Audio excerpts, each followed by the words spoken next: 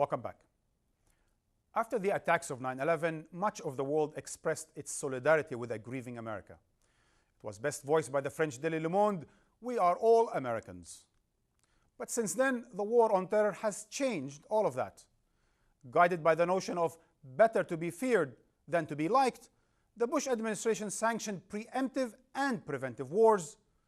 It also launched a global campaign of assassinations, extraordinary renditions to detain suspects in secret foreign prisons, and torture. We'll be hearing from Michael Ratner, the lawyer who wants to put the Secretary of Defense on trial for war crimes.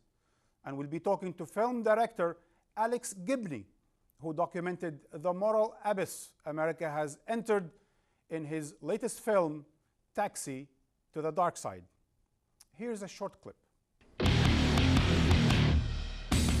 They blasted music at him. Often they had dogs barking at him. And they would use some of the most menacing interrogators to create this sense of threat.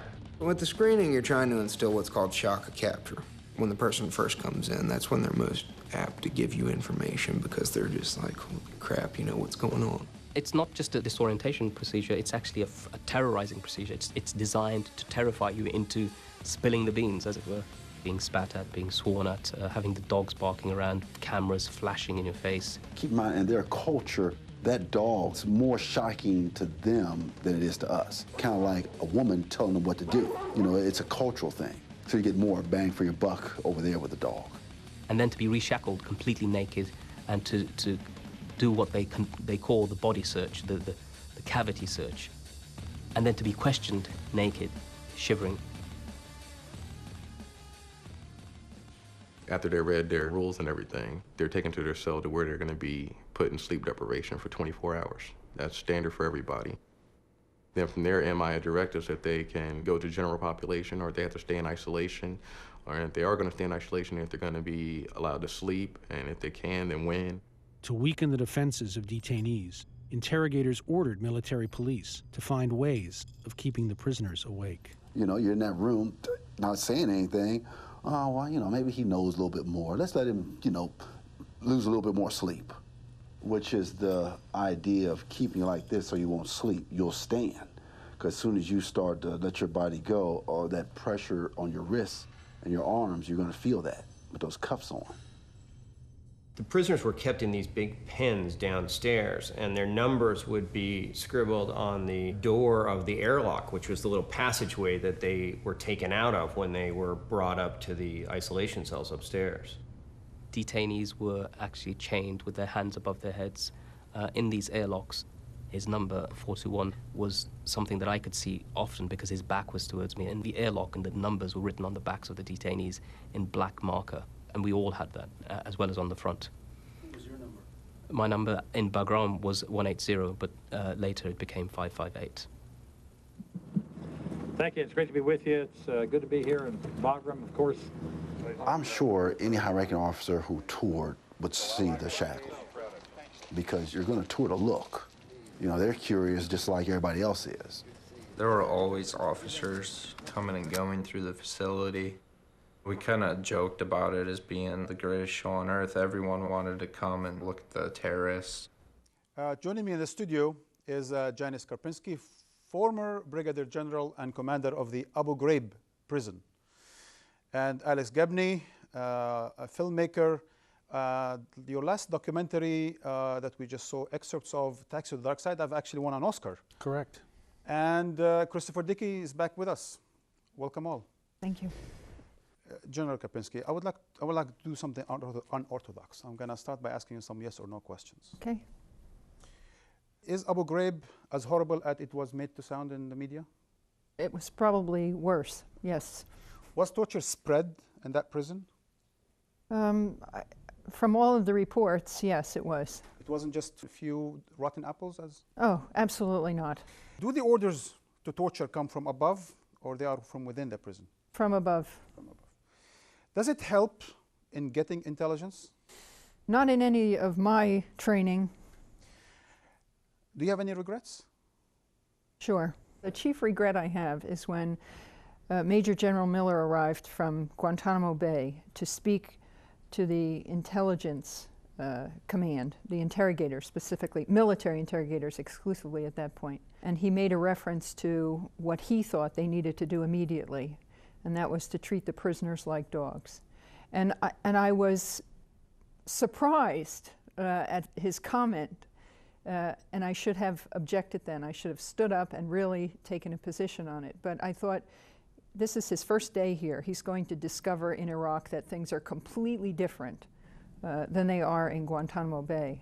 Alex, your film struck me, not only for the dramatic images and the testimonies in it, but you seem to portray the torturers and the tortured as both victims of that same system, of those same orders. Well, I think in terms of the torturers, many times I wouldn't call them victims, but I would call them scapegoats. They become part of a system that exerts tremendous pressure on them to get actionable intelligence, and also says often, sometimes with orders, but often more with a wink and a nod, you know, do what you have to do, the gloves are off. And that puts them in a terribly difficult situation. And the more they push the envelope in terms of torture techniques, or techniques which are really illegal in military doctrine, the more superior officers walk by and they don't say anything, they don't object, and so that gives them a cue that it's okay. So then slowly but surely, torture then begins to spread like a kind of mutating, migrating But there virus. were orders given from the top down? People at the very top sent a signal that they want... Signal, not orders? Signal, not orders. Sometimes there were tacit orders, but more often in the field what you find is not a written order that says shackle detainees up to the ceiling and you will get over time better information from them because they'll be sleep deprived. You get a wink and a nod, and lo and behold, the person who's in charge of interrogation at Bagram starts as a routine matter to allow people to shackle people to the ceiling in order to keep them awake. Christopher, to my mind, torture is terror in so many ways. You guys are actually using violence against civilians for some political means, for political ends in the end of the day. Is this war on terror turned to be war of terror? I think there's a recognition in the military, there's a recognition in the CIA that over the long run, torture is extremely counterproductive. They don't want people torturing. The truth is that these wars, to some extent in Afghanistan, certainly in Iraq, were spearheaded by incredible ignorance. And if you do not speak the language, imagine interrogating someone, you don't speak the same language they do. So you have to go through an interpreter who you also don't trust. You can't judge their answers. You don't know whether they're true or false. What the interrogator wants to do, and torture is part of this, is win the heart and mind of the subject being interrogated. You don't want screaming confessions. You want active cooperation. Look at what happened in Abu Ghraib. You had a group of morons trying to interrogate very tough, often very smart Arabs with a rule book that seems to be out of some kind of Islamic equivalent of the protocols of the Elders of Zion, just mythology about Islamic life. Christopher, Israelis have spoken, and actually have seen some literature here in New York, and the New York Times, among others, which says, look, we tried torture. We even legalized torture in Israel. But we haven't become more safe. We've become more of oppressor type of a state. And at the end of the day, torture doesn't really help get intelligence, does it? It can. It can. It can give you some kind of baseline to work with. A lot of false intelligence as well. But if it is a systematic part of your policy, all it does is increase the resentment and the hatred of the occupation. So you can't lead by example. That is never going to help you. It doesn't. You can't lead by example after you torture, after Abu Ghraib, for example. No, but I would point out one other thing. I would say that torture is pernicious for this reason, that you almost always get, and sometimes you get facts with torture, real facts, but you almost always get what the torturer wants to hear. And that's particularly dangerous for policymakers who are looking to justify their own policies. That's what's really dangerous about putting torture in the hands of people in power. And in that way, General Karpinski, you get scapegoated. But the responsibility lies where? With those who torture, with those who command the prison, or those who give the orders? Well, all.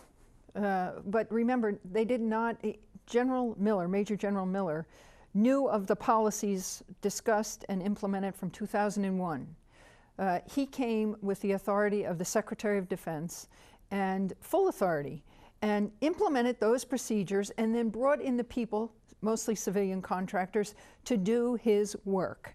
And his dirty work, or the torture, the interrogation, to obtain actionable intelligence. These are all phrases that were thrown about without any discussion whatsoever about torture or abuse or taking advantage of people under their control. And the pictures, the photographs especially, it's important to understand that this was not during interrogations. These pictures were going to be used as a tool during interrogations, but every one of those people, the intelligence commander who was in charge of Abu Ghraib at the time, General Miller certainly, who imported these techniques. So do you hold General Miller and the Secretary of Defense responsible absolutely for those illegal acts in Iraq? Absolutely, because it was implied, as was suggested, a wink and a nod. Is this perception widespread in the military about those orders coming down and the fact that there's someone responsible in Washington? It certainly was in 2003 and in 2004. That expression of the gloves come off, there are no limits, do whatever it takes.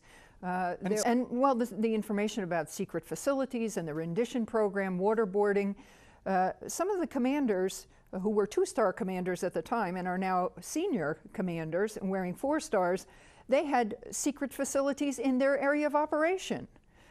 They cannot deny that they knew.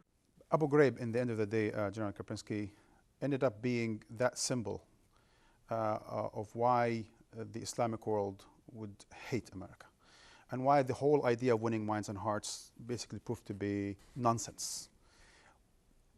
Did that lead to any change of mind or heart on the part of Washington after Abu Ghraib?